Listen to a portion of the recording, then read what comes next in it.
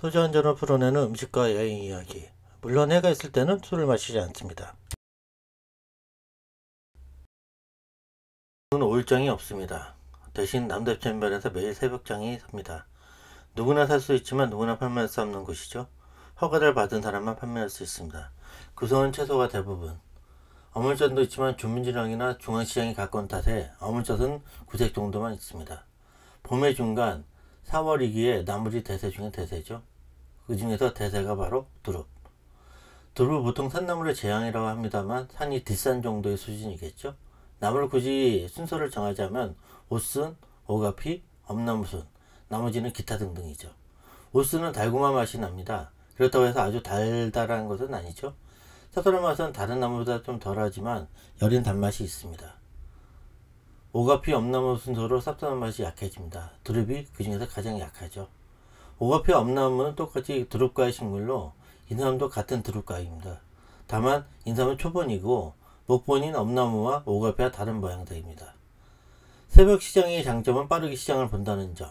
사람들이 빠르게 와서는 살 물건만 딱 사고 빠지는 형태. 다 둘러보는데 시간이 얼마 걸리지 않습니다. 강릉에 온다면 또 새벽잼이 없다면 꼭 한번 들러봐야 할 곳이 바로 새벽시장입니다. 돌미나리도 빠져서는 안되는 품목이죠. 고기 쌈 대용으로 혹은 주문진에서 횟그릇 샀던 꼭 사야 하는 아이템입니다. 햄 무침할 때 빠져서는 안되는 채소로 돌미나리는 대가 얇습니다. 대신 향은 아주 진하죠.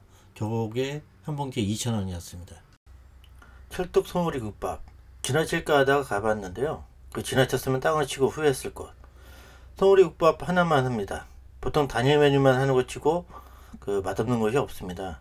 얼마 전까지만 하더라도 수육 메뉴도 했는데요. 지금은 그마저도 안 합니다. 아마도 코로나 여파로 그런 듯 싶습니다. 국물이 일단 차분합니다. 고기 양도 많습니다. 반찬 하나하나 맛있습니다. 곤지암에서 장사하시는 분들 여기 와서 배워야 할 듯 합니다. 곤지암은 입고 들어서 또 이치가 납니다만 소머리국밥 제대로 하는 곳은 그런 냄새가 없습니다. 여기 전에는 서산해미의 소머리국밥이 1등이었는데요. 여기가 이제 1등입니다. 국물이 진짜 좋습니다. 딸아이는 해물을 거의 먹지 않는데요. 비린내에 대해서 예민하거든요. 비린내가 거진 없는 이 초밥도 겨우 코를 막고 맛볼 정도거든요. 남들이 없어 못 먹는 댁이나 대화도 입에 대지 않습니다. 그런 아이가 강릉을 여행하기 위해서 고기 메뉴를 찾다가 발견한 식당입니다. 메뉴가 돼지갈비와 껍데기만 있는 데고요. 앞서 국밥처럼 이 단일 메뉴 하는데 치고 맛없는 데가 없죠. 여기도 맞습니다. 여기도 돼지갈비만 하는데요. 진짜 맛있습니다. 보통 돼지갈비가 단맛이 되게 센데요. 여기는 적당히 단맛이 있을 정도만 딱 느낄 정도의 단맛이 있고요. 더더욱 좋은 게 뭐냐면 여기 가격이 12,000원. 그러니까 돼지고기 갈비 1인분에 12,000원으로 상당히 저렴합니다. 그래서 이 강릉에 온다고 하면은 꼭 한번 가서 드셔볼 만한 데죠. 보통 돼지갈비 유명한 곳이 많은데요. 유명하지는 않지만은 제대로 된 돼지갈비를 먹을 수 있는 곳 중에 하나입니다. 헌안설원의 10입니다. 헌안설원이 저기서부터 이제 쭉 아버지 허엽부터 오빠들 2명 있고, 그 다음에 헌안설원 초이가 있고, 그 다음에 이 동생 제일 유명한 허균이 있겠죠. 집안의 순서구나. 집안의 순서고, 여기가 그래서 허씨 오문장이라고 이 5명이 아버지까지 합쳐서 이 당대의 문장가들이야. 당대의 문장가들이기도 하고, 그 중에서도 사실은 이제 유명한 건 허균이 제일 유명한데, 이 허균이 이 누나의 천재성을 아까워해서 문집을 만들어주지. 그러면서 나오지. 근데 아까도 얘기했지만 이게 이 난설원이라는 이름 자체가 이거는 당호라고 사임당 난설원, 여자들은 집 이름을 옛날에 건물마다 다 이름이 있었잖아. 오죽헌. 주장각, 오죽헌 뭐 이렇게 돼 있는데 이 건물 이름이 붙는 게 그게 있어. 전당 합각 재헌 루정이라는 이 규칙이 있거든. 제일 좋은 게 전이야. 대웅전. 그 다음에 경복궁의 근정천. 왕이나 부처님이 계시는 게 전이야. 그게 1등. 그 다음에 당은 왕이 머물거나 아니면 왕비가 머물거나 이런 데들이 2등. 그래서 당이라는 말을 써. 그래서 자당이라 그러면 상대방의 어머니를 높여 부르는 말이잖아. 그래서 어머니들이 이제 여자들이 있는데도 닭이란 말을 가끔 써. 그래서 신사임당이 되는 거지. 그럼 허는 뭐냐? 전당 합각. 그다음에 이제 합각이거든.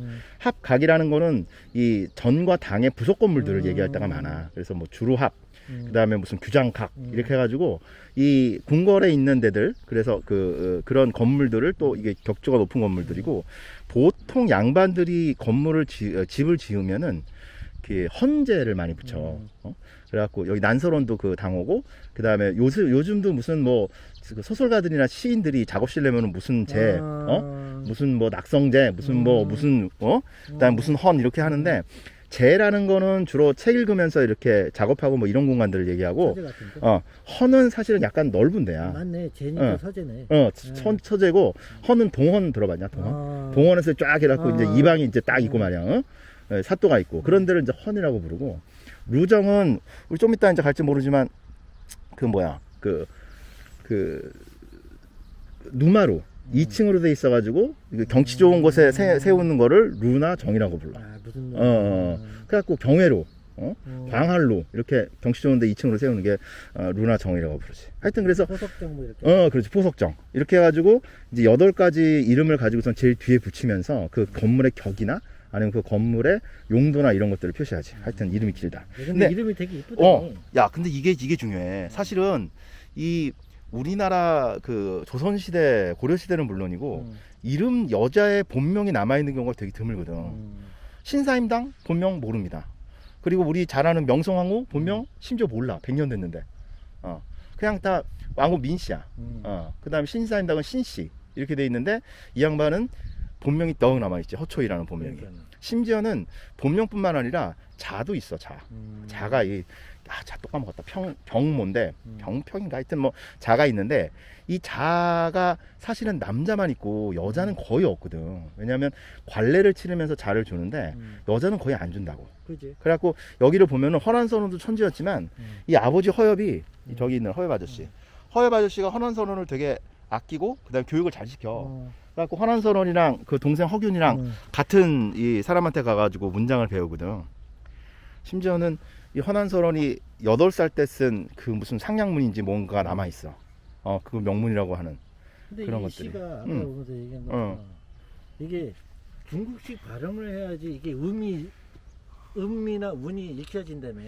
그러니까 나도 그거는 이제 들어서 하는 건데, 이 한시를 짓기가 되게 어렵다 그러거든. 근데 보통 우리가 한시를 하면은 한시에서 그 세 번째에 있는, 그러니까 그 1~3장에 뭐 그거를 가군을 맞춘다 그랬지, 이렇게 알고 있는데, 사실 한시에서는 그 문장의 마지막 글자뿐만 아니라 평칙이라 그래가지고 그 중국의 성조 있잖아, 성조를 다 맞춰야 된대. 그래가지고 그 문장의 종류에 따라서 이게 뭐 사륙변려물이니 아니면 뭐 오온절군이 칠원절군이 이러면서 시나 문장의 종류에 따라서 그 평칙을 맞추는 게 되게 어려워. 그럼 얘는 7원이겠네? 그렇지. 이거는 이런 7원인데 7원인데 이거는 절구인가? 7원 절구에서 7원 절구 같다. 하여튼 근데 우리 저기 이거를 우리식으로 번역을 하면은, 우리식으로 번역을 하면은 사실 글맛이 떨어지는 거지. 왜냐하면은 이 평칭을 맞춰가지고 중국식으로 발음을 했을 때 딱 이렇게 읊었을 때 이게 딱 시처럼, 그러니까 제 노래처럼 이게 쫙 가락을 맞추면서 하는 거거든. 그러니까 옛날에 우리 국어에 시험 때문에 외웠지만은 이게 시험 아주 이런 게 많았잖아.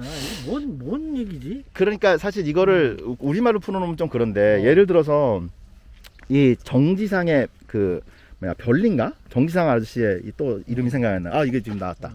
이 고산 허균 아저씨, 교산. 허균 아저씨가 사실은 이 허초이를 알린 사람이 허균인데, 허균이 누나가 굉장히 불행하게 죽거든. 27살에 요절을 하는데, 심지어는 그런 얘기가 전할 정도로 내가 3가지를 후회하는데, 조선에서 태어난 것, 여자로 태어난 것, 남편이랑 결혼한 것. 야, 인생이 진짜 깝깝하지 않냐? 여기가 어디라고요? 5,000원. 5,000원. 여기가 오죽헌에 5,000원. 혹은 5,000원권 옛날 국권. 그럼 신권은 어디지? 신권, 아까 보니까 신권에서 보니까 신권은 그게 있는 것 같아. 그냥 그림 같은 게 있는 것 같은데 모르겠어. 여기가 바로 오죽헌입니다. 오죽하면 오죽헌. 그림이다? 그림이요? 그렇구나. 야, 이렇게 보면 되겠다. 그래? 기다려. 아니 다르네. 아 이렇게 다른가? 그러네 이렇게 다르네. 다릅니다 여러분. 오죽헌은 국건에 있습니다. 자 여기가 오죽헌의 몽룡실입니다. 옆에가 문성사. 이것도 75년에 지은 거야. 이게 그 박정희 아저씨가 짓고선 아마 이거 현판을 박정희가 썼을걸? 아 그래? 박정희가 써가지고 이렇게 보니까 멋있다. 그래서 욕 많이 먹었지. 왜냐면 여기에 원래 어제각이 있었어. 맞아. 저쪽으로 옮겼더니. 그러니까 어제각이 이게 여기 있을 수밖에 없는 게 임금의 글씨를 받은 데니까 좋은 데 모신 거지. 근데 씨발 무슨 정조 글씨는 절로 꺼져 이러고선 여기다 자기 거를 정조가 내린 거야? 글을 정조가 이 누구야 이 율곡 선생을 되게 좋아했대. 그래갖고 율곡의 경몽요결이라고 율곡의 작품집을 이제 갖다가 읽고서는 감동받으셔가지고 그러니까 읽은 거랑 벼루랑 해서 내렸어. 그래서 어제각을 만들었지. 자 이게 어제각입니다. 어제각이 원래 어디 있다고요? 문성사 있는 자리에 있었는데 그거를 박정희 아저씨가 했다 올린 거죠. 문성사라 하니까 그것도 절 이름 같잖아. 아 사라는 게 거기선 사당이라는 뜻이야. 사당? 사당. 사자로 끝나는 게 절 아니면은 이렇게 저기 뭐야 그 제사를 지내는 사당 위패를 모시고. 어제각의 특징은 이 안에 있지. 이 안에 보면은 저기 어제각이랑 현판 있잖아. 그 현판이 어자가 위로 올라가 있잖아.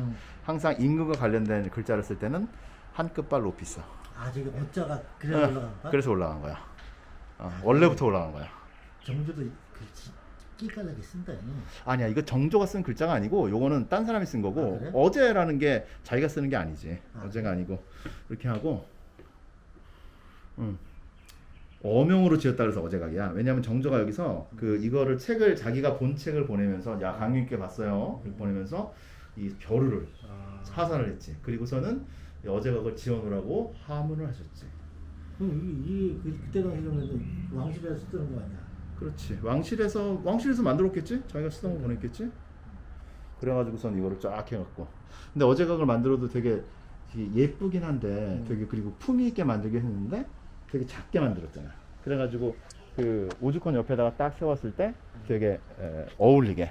근데 그거를 문성사로 딱 바꿔놓으신 거지 우리 아저씨가.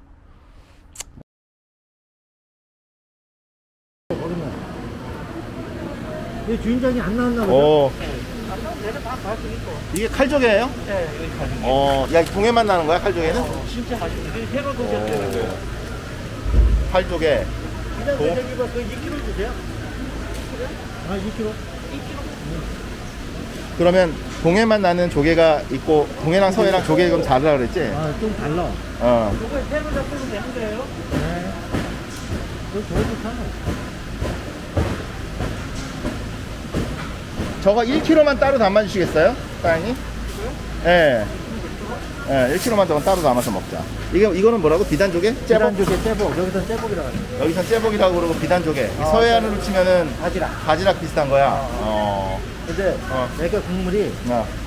국물 색깔은 비슷한데 얘가 좀 깔끔해. 깔끔해 국물이. 그럼 이건 어떻게 먹어? 바지락처럼 뭐 그냥 칼국수? 칼국수에 먹고 그냥 그 저기 뭐 아무것도 안 넣고 마늘만 조금 넣고 끓이면 돼. 끓이면 돼. 오케이.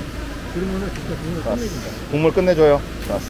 동해 조개는 서해 조개와 다른 맛이 있습니다. 일단 껍데기가 두껍고요. 그 깊은 수심에 있다 보니 상대적으로 껍데기가 매우 두껍습니다.